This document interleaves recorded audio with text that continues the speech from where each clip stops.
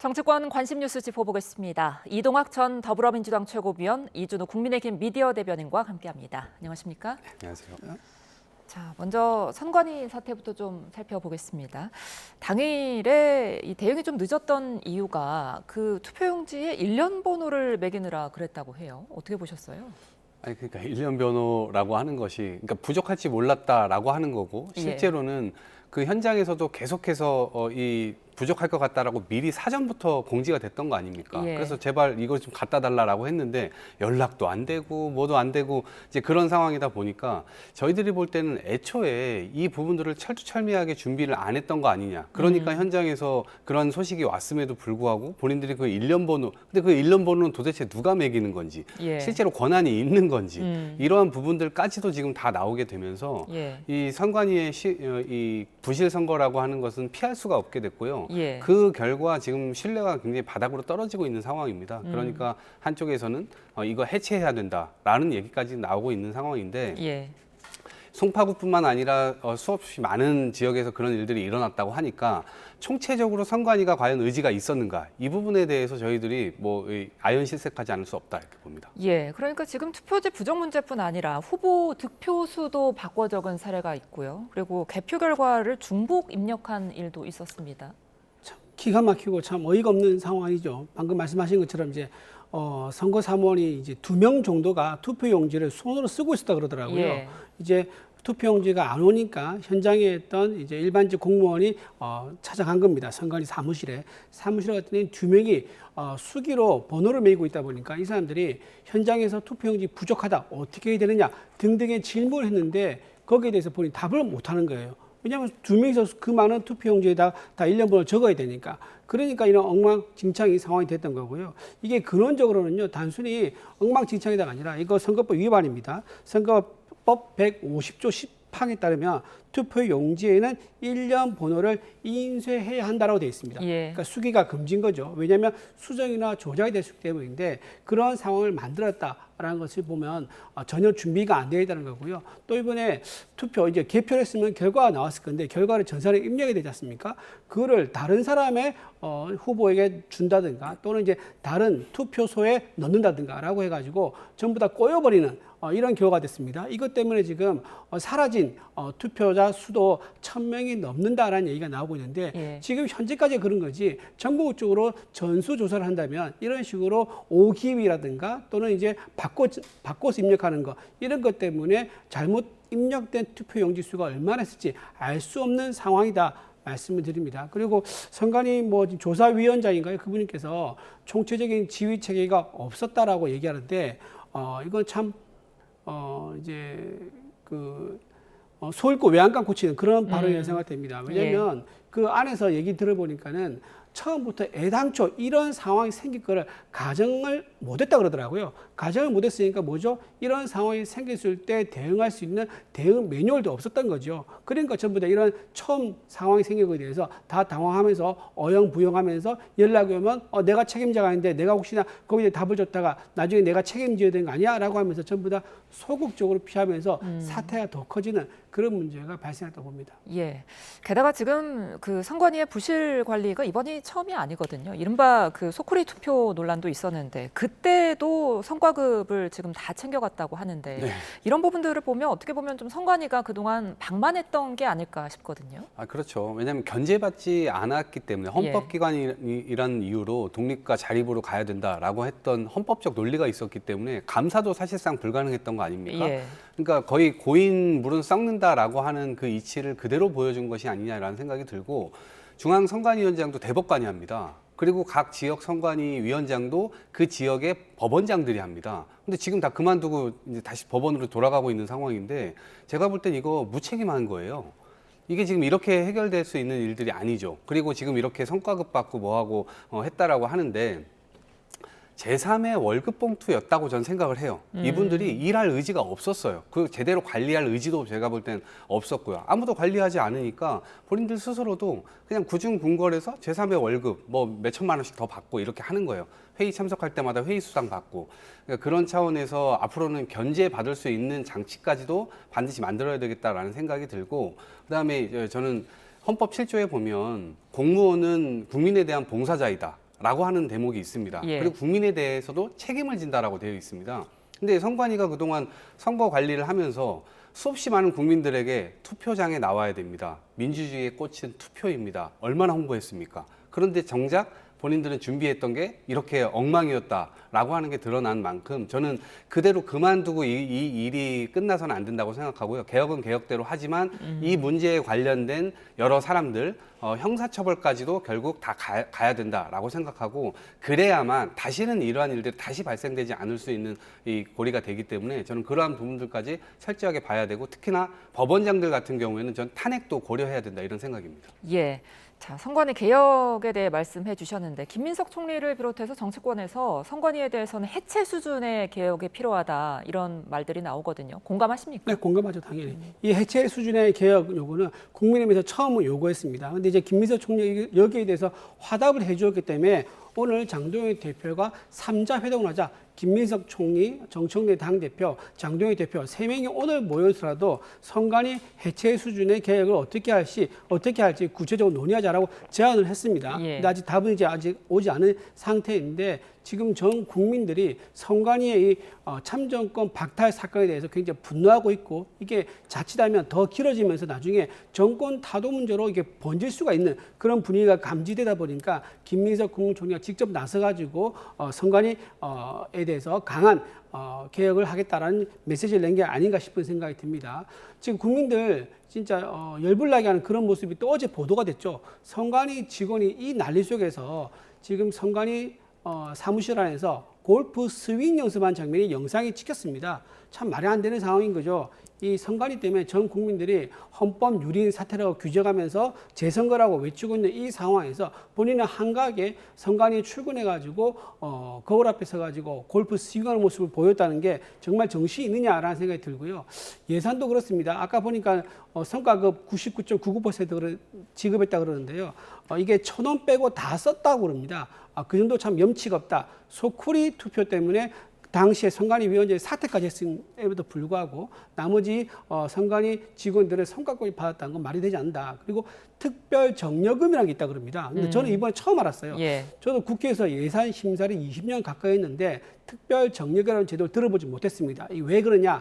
이거는 선관위에만 있는 제도로 가는데 선거 기간 동안 특별히 수고를 하기 때문에 그 전으로 한 5개월 정도 직원들에게 15만 원 정도 더 주는 그런 돈이 있다고 그럽니다. 이게 예산 심사 때마다 논의되면서 이건 근거가 없다, 이거 없애야 된다라는 얘기가 나왔었는데 그때마다 선관위가 찾아와서 로비를 해가지고 이게 살아났다 그러더라고요. 근데 이것도 지급됐다는 거예요. 자, 이렇게 선관위 직원들은 잘못해도 성과금도 받고 특별 정려금도 받고 그리고 신분에 문제가 없다 보니까 이렇게 안이하고 게으르고 나태한 선거 관리를 했는 게 아니겠는가 싶은 생각이 듭니다. 그리고 예. 민주당에서 가장 좀 뼈아프게 반성해야 될 부분 뭐냐면은 지난번에 소쿠리 투표가 왔을 때 우리가 선관위도 감사원의 감사를 받도록 하자 개정안을 낸 적이 있어요, 법을. 근데 거기에 대해서 민주당이 반대를 합니다. 반대를 하면서 오히려 감사원법 개정안을 내면서 감사 대상에서 헌재와 국회와 선관위를 뺀다라는 것을 아예 명문화시키는, 즉 선관위에서 아예 노터치를 하는 그런 법안을 낸 적이 있거든요. 이제 그런 부분은 굉장히 잘못됐었죠. 그러니까 민주당에서 그때 만약에 그 법안을 내지 않고 소쿠리 투표 때 국민과 같이 선관위에 대해서 직무 감찰할 수 있는 권한을 감사원에 줬다 그러면 아마 선관위가 이 지경까지 되지는 않았을 것이다. 매우 안타깝다 생각합니다. 예, 그러니까 여야 모두 지금 선관위에 대한 개혁에도 공감하고 있고 또 국정조사 출범에도 공감하는 분위기인데 나아가서 조사 범위나 특위 구성 그리고 특검 필요성에 대해서는 입장차가 좀 있는 것 같습니다. 그러니까 저는 국민의힘이 지금 약간 목리 부리듯이 정치적인 구호를 섞어서 이야기를 하고 있다고 봅니다. 왜냐하면 지금 장동혁 대표가 무슨 최고위에서 의결을 한 것도 아니고 의총을 열어서 지금 이 사태를 어떻게 해결할지에 대한 의사를 다 모은 것도 아니에요. 본인 혼자 부정선거, 재선거를 외치고 있는 거거든요.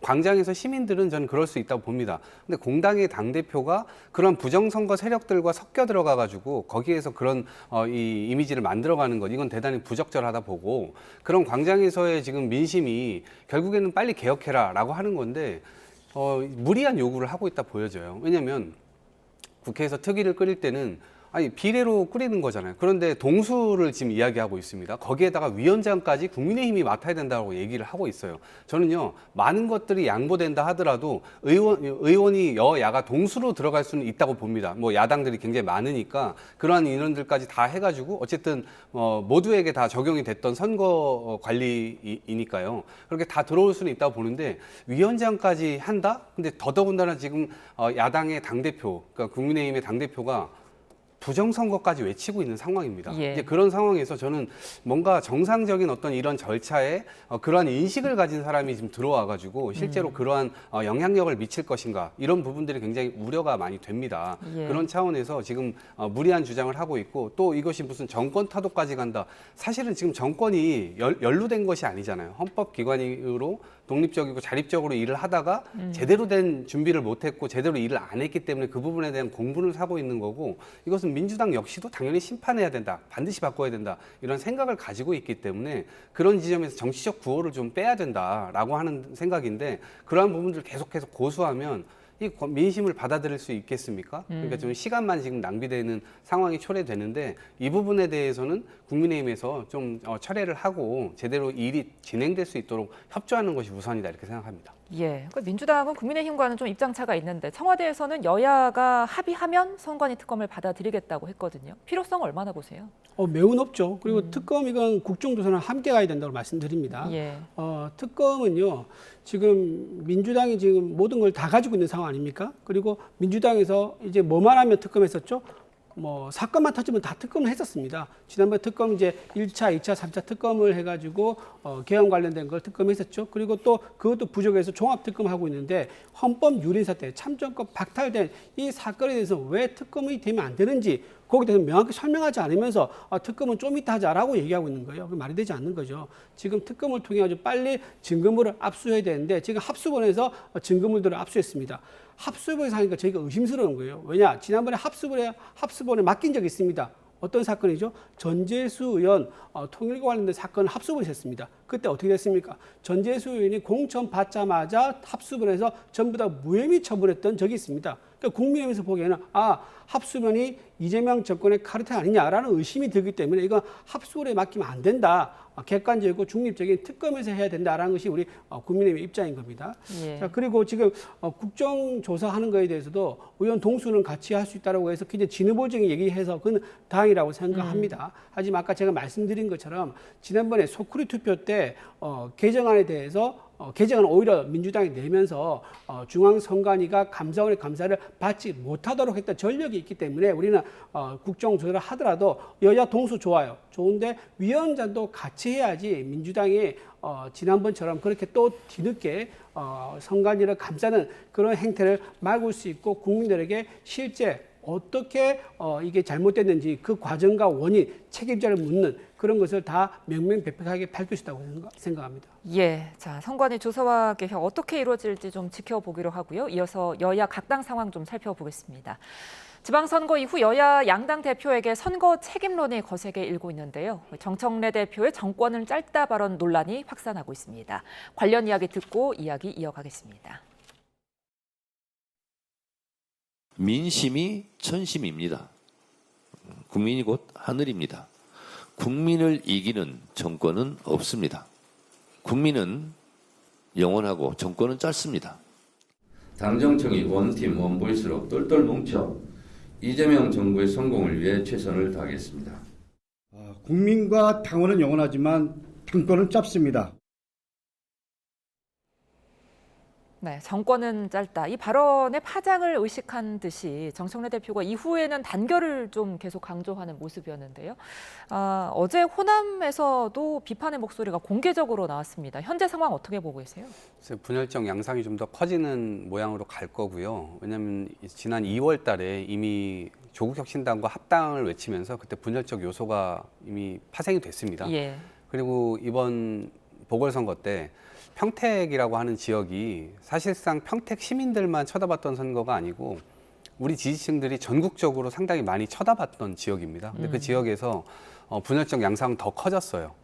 그래서 그러한 틈바구니가 상당히 많이 벌어졌고 이번 전당대회가 이미 뭐 3차전이다라고 하는 얘기까지 나올 정도로 상당히 파열음이 셀 것으로 예상이 되고요. 예. 이미 뭐 호남에서 최고위를 할 때도 뭐 최고위원들 간에도 쓴소리들이 서로 이어졌거든요. 그러니까 서로 잽을 던진 건데 그 잽들이 상당히 매서운 상황입니다. 그래서 사실 우려 섞인 모습으로 많이 보고 있죠. 왜냐하면 집권 여당이라고 하는 것은 대통령을 든든히 뒷받침하고 또 대통령이 국민들을 위해서 제대로 일을 할 수 있도록 하는 것인데 우리들 스스로가 이제 분열적 양상을 보이게 되면 이제 그 동력은 많이 또 상실될 우려가 있기 때문에 그런 점에서 지금의 싸움이 뭐 상당히 기대되는 뭐 그런 상황은 아닌 겁니다. 그래서 오히려 그것들이 좀 잦아들었으면 좋겠다라는 생각을 하는데 그러진 않겠죠. 그래서 예. 굉장히 앞으로 더 커질 것이고요. 결국에는 뭐 당심이라든가 민심이라든가 얻어가는 쪽이 있을 겁니다. 근데 그게 거기에서 내가 나중에 이 당대표를 거머쥐고 나중에 뭔가를 해야지라고 하는 심리가 밖으로 드러나는 순간 오히려 그 후보는 심판받게 될 것이다 라는 생각이 들고 이재명 정부를 든든하게 뒷받침하고 당원들과 함께 성공하는 정부, 국민이 성공하는 정부를 만들자라고 하는 그 진정성을 보여주는 후보가 선전할 수 있다 이렇게 생각합니다. 네, 거센 비판에도 불구하고 정청래 대표가 연임 도전을 할 거라는 전망들이 많이 나오고 있는데 왜냐하면 지금 호남 일정도 늘리고 있고요. 민주당의 강성 지지층들이 많이 모여 있다는 딴지일보 게시판에 글을 올리기도 했거든요. 텃밭 따지기라고 좀 해석할 수 있을까요? 그렇게 볼 수 있죠. 딴지일보 게시판에 글 올렸다는 것 자체가 지금 강성 지지층들을 규합하는 그런 이제 행동이라고 볼 수 있는 거죠. 그리고 정청래 당대표가 딴지일보에 유난히 애착이 많습니다. 과거에도 민심을 잘 모르겠으면 딴지일보 게시판을 봐라. 거기가 민심이다라고 얘기를 한 적이 있기 때문에 딴지일보를 통해 가지고 본인을 지지하는 강성 지지층을 규합하려는 의도가 아니겠는가 싶은 생각이 듭니다. 근데 저 발언을 한 것 자체부터가 좀 되돌릴 수 없는 실수를 한 것 같아요. 정권은 짧다. 이 말을 정청래 당대표가 처음 꺼낸 말이 아닌 거예요. 과거에 전 대통령이 탄핵될 때마다 이 말을 꺼냈거든요. 2017년 박근혜 전 대통령이 탄핵될 때도 정권은 짧고 국민의 영화다 했었고요. 지난해 윤석열 전 대통령 탄핵 때도 이 얘기를 했습니다. 그런데 지금 이재명 정권인데 이 얘기를 꺼낸 거예요. 그러다 보니까 듣는 사람 입장에서는 이재명 대통령이 탄핵을 암시하는 건가? 그럼 왜 탄핵이지? 내가 가는 당권의 길을 방해하면 나는 이재명 대통령을 탄핵시킬 수 있다라는 그런 시그널을 읽히기 때문에 지금 민주당 내에서 격양된 반응이 나오는 게 아니겠는가 싶은 생각이 듭니다.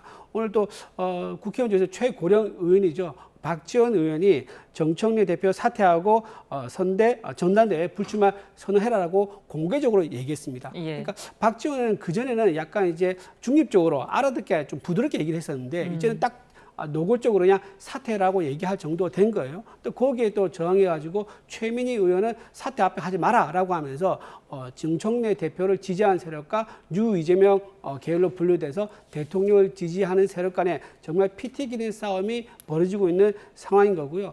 이 상황은 저는 누구 한 명이 완전히 끝나야지 종결되지 않을까 싶은 생각이 듭니다. 이 의원총회에서 정청래 당대표가 15번이나 이재명 대통령을 언급하면서 사과를 하는 듯한 그런 제스처를 냈지만 여전히 정청래 대표의 사퇴에 요구하는 목소리가 큰 상황이기 때문에 이 거센 논란은 아마 사그라들기가 쉽지 않아 보인다. 그런 말씀드립니다. 그러니까 민주당이 지금 뭐 어떻게 보면 내홍에 휩싸인 모습인데 당권 구도에 이제 관심이 쏠립니다. 김민석 총리 그리고 송영길 의원 등이 당권 경쟁자로 꼽히는데 어떻게 전망하세요? 그래서 일단은 뭐 제가 볼 때는 세 분 다 경쟁력이 있으신 분들이기 때문에 그리고 또 굉장히 세월이 오래됐잖아요. 20년이 넘는 동안 이분들이 그 사실 굉장히 앞에서 정치를 해오셨던 분들입니다. 물론 김민석 총리의 경우는 뭐 이제 야인이던 시절도 있었습니다만 지금 굉장히 당을 이재명 당대표 시절에 안정적으로 수석 최고위원으로 역할을 하게 되면서 신임을 두텁게 얻었고 또 총리로 가면서 굉장히 어지러운 나라의 환경 상황을 뭐 이 내각을 잘 추스리면서 실제로 이재명 정부의 초기 부분을 상당히 안정적으로 이끌어왔다라고 하는 평가가 있는 거고 이재명 대통령 역시도 지난 1년의 평가는 거의 대부분 다 김민석 총리의 공이다라고까지 얘기를 하고 있습니다. 그런 점에서 역량이나 능력 뭐 이런 것들은 의심받을 여지가 없고요. 송영길 대표 역시도 뭐 3년 전쯤에 4년 전에 당대표를 또 수행을 하면서 당원들의 총의를 모아가면서 어렵사리 이제 대선을 치렀지만 당시에 0.7% 차이로 패하게 되면서 또 고난의 이 일정을 또 보냈죠. 그리고 나서 무죄를 받고 다시 돌아오게 되면서 당원들의 주목도도 상당히 높다 봅니다. 이제 그런 치열한 싸움이 이제 예상이 되고 있는 상황이기 때문에 서로 간에 뭔가 난타전 이런 것들이 당연히 있을 수 있지만 결국에는 국민을 위하는 정치들을 할 것이다. 또 이재명 정부의 성공을 바라는 정치를 할 거다. 이런 생각이 들고요. 치열하기 때문에 제가 뭐 누가 이긴다 만다 이렇게 얘기하기는 어렵습니다만 그래도 대통령께서 기자회견을 하시면서 앞으로 이제 1년 차와는 다르게 이 그릇론을 얘기하셨잖아요. 예. 그러니까 여당과 야당은 달라야 된다. 창을 잘 쓰는 야당이 필요하지만 지금 이제 우리가 여당이 됐으니까 품이 넓어야 된다라고 하는 취지로 말씀을 하셨거든요. 그러면 이번 2년 차에 접어드는 이 당대표의 역량이라고 하는 것은 야당과의 조율도 좀 잘하고 그다음에 이 더 넓은 운동장을 만들어서 더 많은 사람들이 민주당에 들어올 수 있도록 그것이 또 든든한 대통령의 뒷받침이 될 수 있도록 하는 것 그러한 롤을 가진 이 정치인에게 더 많은 지지가 갈 수 있지 않을까 싶습니다. 알겠습니다. 자, 그런가 하면은 뭐 시끄러운 건 국민의힘도 마찬가지입니다. 지금 장동혁 대표 사퇴론이 거세지고 있는데 신임 원내대표 선출 이후에 처음으로 열린 최고위 회의에서 공개적으로 지금 지도부 사퇴 요구가 나왔어요. 그러니까 친한계 우재준 의원은 장동혁 대표 사퇴에 공감하는 의원이 70-80% 이상이다 이런 발언을 하기도 했거든요. 맞습니까? 네, 저 발언은 나중에 본인이 내 개인적인 생각이다라고 또 얘기를 한 걸로 저는 또 알고 있습니다. 예. 70-80% 데이터가 있어야 될 건데 그 데이터를 누가 어느 기관에 조사를 했나요? 그런 거 지금 못 밝히고 있는 거고 본인이 자기 주변 친한 몇몇 동료 의원들에게 물어보니까는 내가 아는 사람들은 다 사퇴하면 좋겠던데 라고 하는 그 정도 수준 같아요. 근데 지금 다 알다시피 우재준 의원은 어느 의원이죠? 친한계에서 굉장히 활동을 많이 하고 있는 의원입니다. 그래서 예. 친한계가 늘 해왔던 얘기가 장동혁 대표가 작년에 당대표가 됐을 때도 사퇴를 요구했었고 선거 직전에도 사퇴를 요구했고 선거 중간에도 사퇴를 요구하고 선거 끝나고도 사퇴를 요구하고 있는 거기 때문에 이거는 선거 결과에 대한 책임을 묻는 것이 아니라 그냥 주구장창 장동혁 대표에 대한 사퇴 요구 라는 것밖에 확인되지 않는다라고 말씀을 좀 드립니다. 그 장동혁 대표 객관적인 데이터로 보면 사퇴하기가 굉장히 어렵죠. 왜냐하면 여론조사에서 좌파 성향의 여론조사를 매체를 할 수 있는 그런 여론조사 업체에서 나온 결과에서 보면은 장동혁 대표가 이번에 졌지만 장동혁 대표에게 책임을 물을 수는 없다라는 여론이 약 59.4%, 약 60% 가까운 여론조사 결과가 나온 것도 있습니다. 그러다 보니까는 장동혁 대표의 책임 묻기에는 힘이 실리지 않는다라는 얘기가 많이 나오고 있고 더군다나 지금 당 지지율이 굉장히 많이 올랐습니다. 어떤 곳은 역전한 것도 나오고 있는 상황이다 보니까는 지금 이렇게 모처럼 만에 당 지지율이 오르는 기회가 왔는데 또다시 당 지도부 교체하는 문제로 갈등과 분열이 쌓인다 그러면 모처럼 만의 기회를 다 날려버리는 그런 불안감도 있거든요. 아마 당원들이 원하지 않는 상황이기 때문에 지금 장동혁 대표의 사퇴 요구가 찻잔 속에 태풍에 불과하지 않을까 생각합니다. 예, 그럼에도 불구하고 지금 국민의힘의 소장파 모임이 있죠. 대안과 미래가 공개적으로 장 대표 사퇴를 요구하면서 이 부분을 논의할 의총을 지금 소집하자 이런 요청을 했거든요. 신임 정점식 원내대표 어떤 선택할까요? 뭐 주말 새 생각해 보겠다라고 얘기를 했는데 예. 오래 버티지 못할 겁니다. 결국 저 요구는요. 뭐 소장파 의원들뿐만 아니라 여론으로 넓어질 거예요. 오세훈 시장도 얘기했잖아요. 물러나나 안 물러나나 이미 사실상 지도력을 상실했다라고 하는 취지로 얘기를 했거든요. 예. 한동훈 의원도 마찬가지예요. 부산 북구에서 주민이 장동혁 대표 언제 물러납니까? 그러니까 곧 물러날 겁니다. 이렇게 얘기를 했어요. 그러니까 여론에서 이미 그러한 흐름들이 지금 감지가 되고 있고 그 여론은 더 커질 겁니다. 왜냐하면 장동혁 대표를 대선 주자로 보는 사람이 별로 없을 거예요. 더더군다나 다음 총선에서 공천을 할 거다라고 보는 사람도 별로 없을 겁니다. 그런 차원에서 한동훈과 오세훈의 지분이 좀 더 커지고 그 여론들이 점점점 커질 수밖에 없기 때문에 정점식 이 원내대표 역시도 본인이 아슬아슬하게 됐잖아요. 그런 측면에서 오래 버틸 수 없을 것이라는 걸 본인도 직감을 하고 있을 것이고 결국엔 장동혁과 함께 가느냐 아니면 새로운 민심을 얻고 있는 오세훈 한동훈과 함께 갈 거냐 이 선택의 기로에 섰거든요.